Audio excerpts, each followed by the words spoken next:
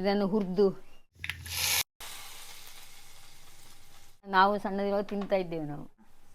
ನೋಡಿ ಈಗ ನೋಡಿ ಕಲರ್ ಹೇಗೆ ಬಂತು ನೋಡಿ. ಹಾಯ್ ಫ್ರೆಂಡ್ಸ್, ವೆಲ್ಕಮ್ ಟು ಬಾವಲೋಕ. ಇವತ್ತು ನಾನು ಸೂಪರ್ ಟೇಸ್ಟಿ ಅಂಡ್ ಟ್ರೆಡಿಷನಲ್ ಕುಂಬಳಕಾಯಿ ಮಜ್ಜಿಗೆ ಹುಳಿ ನಮ್ಮ ಕುಂಬಳೆ ಸೀಮೆಯಲ್ಲಿ ಹೇಗೆ ಮಾಡೋದು ಅಂತ ಹೇಳ್ತೇನೆ. ಅಮ್ಮ ಮಾಡ್ತಾರೆ ಕುಂಬಳಕಾಯಿ ಮಜ್ಜಿಗೆ ಹುಳಿಯನ್ನ. ಬನ್ನಿ ಹೇಗೆ ಮಾಡೋದು ಅಂತ ನೋಡುವ. ಎಲ್ರಿಗೂ ನಮಸ್ಕಾರ. ನಾನು ಸುಮಾರು ದಿವಸ ಆಯಿತು ಕಾಣದೆ.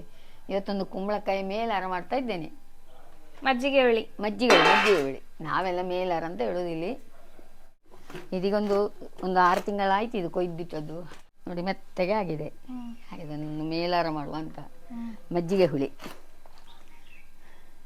ಎಂತ ಆಗೋದಿಲ್ಲ ಆ ತರ ಆದ್ರೆ, ಎಂತ ಆಗೋದಿಲ್ಲ. ಆದ್ರೆ ಅದರ ಪರಿಮಳ ಎಲ್ಲ ಹೋಗಿರ್ತದೆ. ಬೇಗ ಮುಗಿಸ್ಬೇಕು ಅದನ್ನ, ನೀರಿನ ಅಂಶ ಸ್ವಲ್ಪ ಕಡಿಮೆ ಆಗಿರ್ತದೆ. ಹೌದೌದು ನೋಡಿ ಹೀಗಾಗಿದೆ ನೋಡಿ. ಆದ್ರೆ ಎಂತ ಕೊಳಿಯುವುದು ಯಾವ ಇದು ಸಮಸ್ಯೆ ಅಂತ ಇಲ್ಲ. ಅದು ನಮ್ಮಲ್ಲೇ ಬೆಳೆದ ಕುಂಬಳಕಾಯಿ. ಇದು ನೋಡಿ ಇದ್ರ ಇದು ಉಂಟಲ್ಲ, ಈಗ ನಾವೆಲ್ಲ ಇದನ್ನು ಮೇಲಿನ ಈ ಭಾಗ ಉಂಟಲ್ಲ, ಇದನ್ನು ಚೆನ್ನಾಗಿ ತೊಳೆದು ಆಮೇಲೆ ಅದನ್ನು ಕೆರಸಿ ಅಂದ್ರೆ ಚೂರಿಯಲ್ಲಿ ಹೊರಗಿನ ಪದಾರ್ಥ ತೆಗಿಬೇಕು. ತೆಗೆದು ಇದನ್ನು ಇಷ್ಟು ಭಾಗ ತೆಗೆದು ಇದನ್ನು ಪಲ್ಯ ಮಾಡ್ಲಿಕ್ಕೆ ಆಗ್ತದೆ. ಕುಂಬಳಕಾಯಿ ಒಡು ಪಲ್ಯ ವಿಡಿಯೋ ನಮ್ಮ ಚಾನಲ್ ಅಲ್ಲಿ ಉಂಟು. ಹೌದಾ? ನೋಡಿ ಎಲ್ರು. ಅದು ಒಳ್ಳೆ ಟೇಸ್ಟ್ ಅದು ತಿನ್ಲಿಕ್ಕೂ. ಈ ಸ್ವಲ್ಪ ದೊಡ್ಡ ದೊಡ್ಡ ಕಟ್ ಮಾಡ್ಬೇಕಲ್ಲ? ಹೌದು.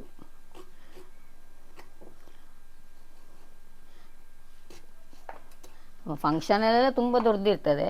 ನಾವು ನಿತ್ಯ ಮಾಡುವಾಗ ಅಷ್ಟು ದೊಡ್ಡದು ಮಾಡ್ಲಿಕ್ಕಿಲ್ಲ, ಇಷ್ಟಿಷ್ಟಕ್ಕೆ ಮಾಡೋದು. ಅಂದ್ರೆ ಒಳ್ಳೆ ಪದಾರ್ಥ ಇದು ಕುಂಬಳಕಾಯಿ. ಅಂದ್ರೆ ಯಾವ ರೋಗಿಗೂ ಆಗುವುದಿಲ್ಲ ಅಂತ ಇಲ್ಲ. ಅದು ಎಲ್ರಿಗೂ ಒಳ್ಳೇದು ಕುಂಬಳಕಾಯಿ. ಹೀಗೆ ಚೆನ್ನಾಗಿ ಕೆತ್ತಿ ತೆಗಿಬೇಕು ಅದನ್ನು.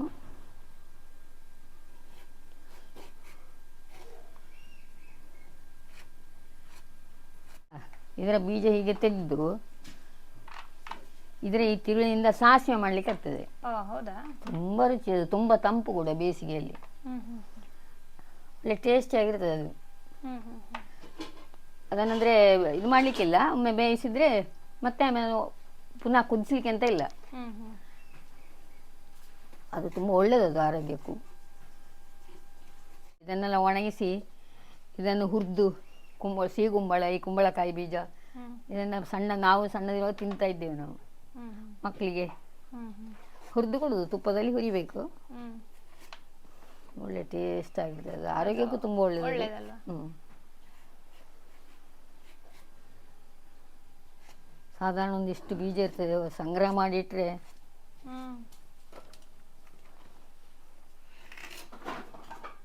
ಕುಂಬಳಕಾಯಿ ಹುಳಿ ಮಾಡಲಿಕ್ಕೆ ಒಲೆಗೆ ಇಡ್ತಾ ಇದ್ದೇನೆ.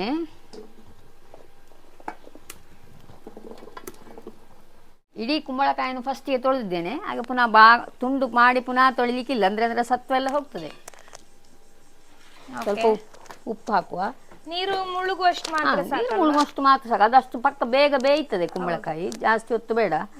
ಜಾಸ್ತಿ ನೀರಾದ್ರೆ ಅದು ನಾವು ತೆಂಗಿನಕಾಯಿ ಅರ್ಧ ಹಾಕುವಾಗ ನೀರು ಜಾಸ್ತಿ ಆಗ್ತದೆ. ಮಜ್ಜಿಗೆ ಹುಳಿ ಹೌದು, ನೀರಾಗ್ತದೆ. ಕುಂಬಳಕಾಯಿ ಮೇಲೆ ನೀರು ಆಗಬಾರ್ದು.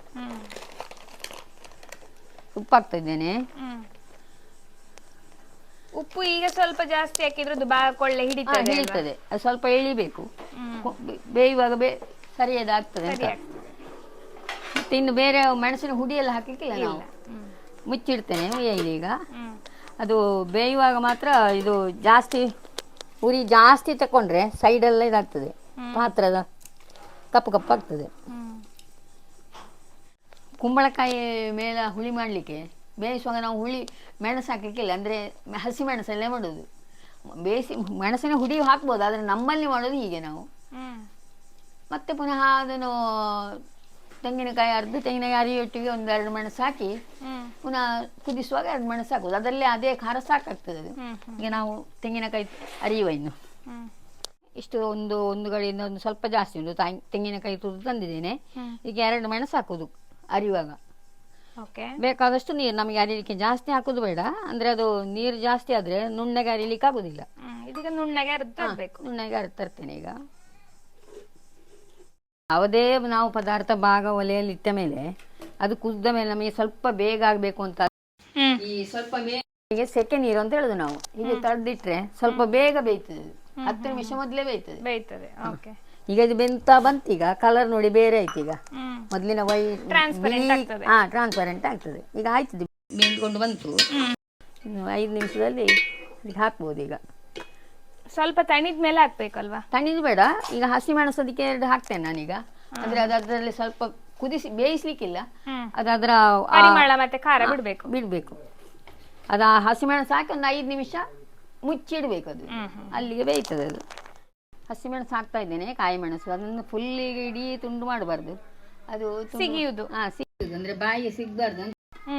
ಬಾಯಿಗೆ ಸಿಕ್ಕಿದ್ರೆ ನಮ್ಮ ಬಾಯೆಲ್ಲ ಖಾರ ಆಗ್ತದೆ ನೋಡಿ. ಅದಲ್ಲಿಗೆ ಈಗಲೇ ಚೇಂಜ್ ಆಯ್ತು ನೋಡಿ.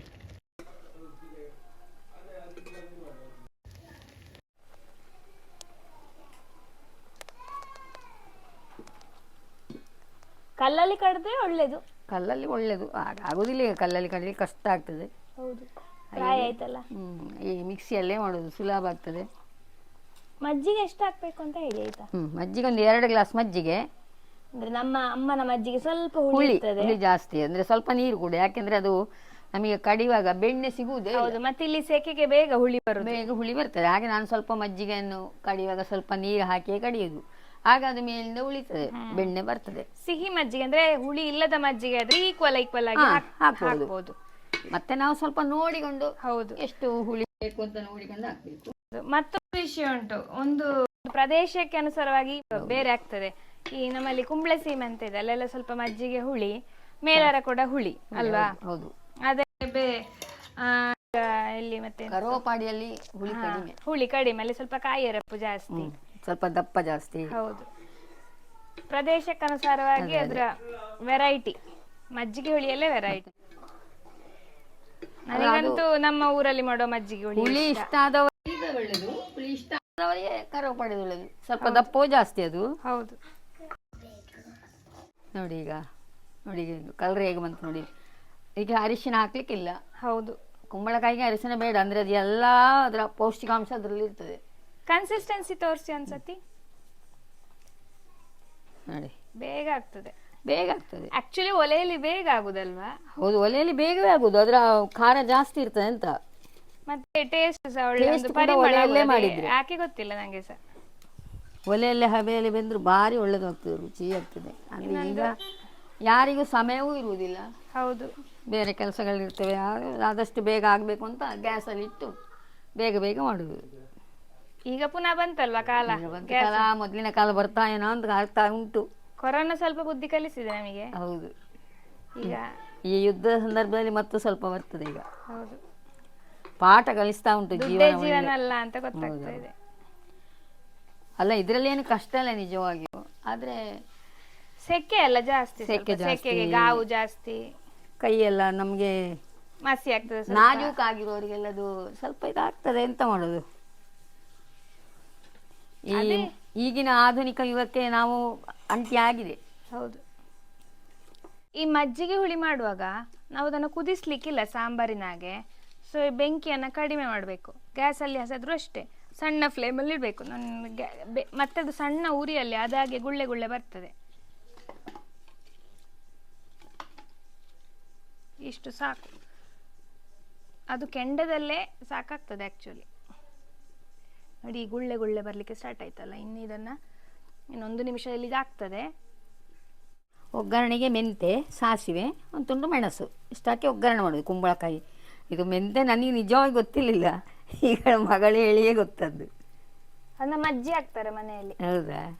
ನಾವು ಪರಿಮಳ ಆಗ್ತದೆ, ಅದು ಒಳ್ಳೆ ಉಬ್ಬಿ ಸ್ವಲ್ಪ ಕಹಿ ಬಿಡ್ತದೆ. ಕಹಿ ಬಿಡುದಿಲ್ಲ, ಈ ಊಟ ಮಾಡುವಾಗ ಅದು ಬಾಯಿಗೆ ಸಿಗ್ತದೆ. ನಾನು ಇಷ್ಟವರೆಗೆ ಹಾಕ್ಲಿಲ್ಲ, ನನಗೆ ಗೊತ್ತೂ ಇರಲಿಲ್ಲ. ಅದು ಅಜ್ಜಿ ಹಾಕ್ತಾರೆ ಮನೆಯಲ್ಲಿ. ಹಾಗೆ ನೋಡುವಂತ ನಾನು ಈಗ ಇಲ್ಲಿ ಹಾಕಿದೆ. ಈಗ ಸೂಪರ್ ಆಗ್ತದೆ, ನಂಗೆ ಇಷ್ಟ. ಹೌದಾ? ಕಹಿ ಆಗುದಿಲ್ಲ. ಅದೇ ನಾವು ಮೆಂತೆ ಈ ಅರಿಶಿನ ಮೆಣಸು ಮಾಡ್ತೀವಿ, ಅದಕ್ಕೆ ನಾವು ಹಾಕಿದ್ರು ಅದು ಕಹಿ ಬಿಡುದಿಲ್ಲ. ಅದ್ರದ್ದು ಇದು ನೋಡಿದೆ, ಉಬ್ಬಿ ಬಂತು ನೋಡಿ. ಈಗ ಮೇಲಾರ ಆಯ್ತು. ಹೌದು, ಅದಕ್ಕೆ ಒಗ್ಗರಣೆ ಹಾಕಿದ್ರೆ ಆಯ್ತು. ಇನ್ನು ಕರಿಬೇವಿನ ಸೊಪ್ಪು ಉಂಟಾ? ಕರಿಬೇವಿನ ಸೊಪ್ಪು ಆಪ್ಷನಲ್, ನಾನು ಹಾಕ್ತೇನೆ. ಎಲ್ಲರೂ ಹಾಕುವುದಿಲ್ಲ ಕುಂಬಳಕಾಯಿ ಮೇಲರಕ್ಕೆ, ಅದರ ಪರಿಮಳ ಹೋಗ್ತದೆ ಅಂತ. ಓಕೆ, ಹಾಕಬೇಕು ಅಂತ ಏನಿಲ್ಲ. ಓಕೆ, ಪರಿಮಳ ಬರ್ತಾ ಇದೆ. ಹಾಕಿ ಸರಿ, ಹೋಗಿ ಅದು ನಿಲ್ಬೇಕು ಚಟಪಟ ಅನ್ನೋದು.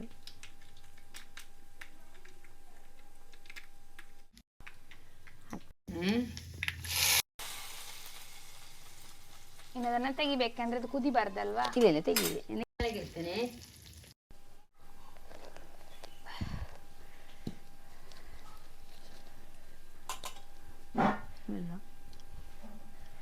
ನೋಡಿ ಮಜ್ಜಿಗೆ ಹುಳಿ ಹೇಗಾಗಿದೆ ಅಂತ ನೋಡುವ.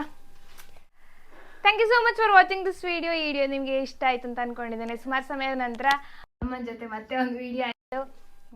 ಭಾವಲೋಕ ಯೂಟ್ಯೂಬ್ ಚಾನಲ್ನ ಸಬ್ಸ್ಕ್ರೈಬ್ ಮಾಡಿ. ನಮ್ಮ ಪ್ರಾಡಕ್ಟ್ಸ್ ಬೇಕಿದ್ರೆ ನಮಗೆ ಕಮೆಂಟ್ ಮಾಡಿದೆ, ನಿಮ್ಮ ಮನೆಗೆ ನಾವು ಕೊರಿಯರ್ ಮಾಡ್ತೇವೆ. ಬಾಯ್ ಬಾಯ್, ಟೇಕ್ ಕೇರ್, ಲವ್ ಯು.